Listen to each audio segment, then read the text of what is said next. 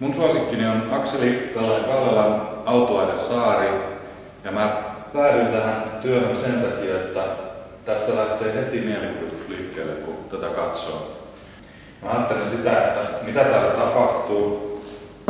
Tää on yöllä, tää on kuun silta, vähän öisiä pilviä, tunnelma on hyvin rauhallinen ja seesteinen, mutta ketään ei näy missään. Eli herää samanlainen kysymys kuin herää aina myyttisten tarinoiden suhteen, että onko siellä oikeasti ketään vai onko tämä pelkkä kulissi.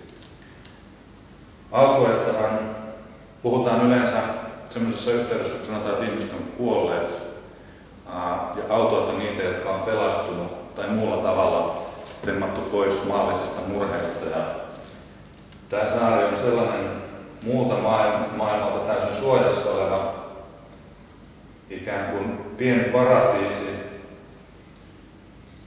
meren keskellä ja muu maailma on kadonnut täysin näkyvistä. Se on kiehtova ajatus. Samalla kun tässä on tämmöinen levollinen ja melankolinen tunnelma, niin tässä on jotain aavistuksen verran uhkaavaa. Täällä on tuolla on korkea sypressi ja sitten täällä on jyrkänteet, jotka laskee suoraan mereen.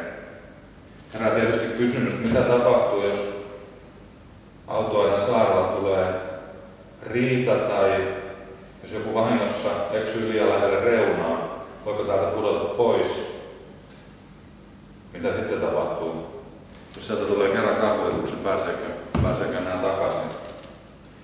Tässä Autuaiden saaressa on semmoinen lohdullinen elementti katsojan kannalta, että kun katsoo tätä kuuta ja kuun luomaa kuun siltaa, se näyttää melkein kuin se olisi semmoinen silta tai tie, jota pitkin katsoja itsekin voi päätyä samalle saarelle. Ja se on musta semmoinen kiva ikään kuin käden ojennus katsojalle, että mä ei ole täysin suljettu eikä sitä ole vielä lakkautettu sitä Autuaiden saarta. Nämä lohdulliset ajatukset tekee siitä mun suosikkini.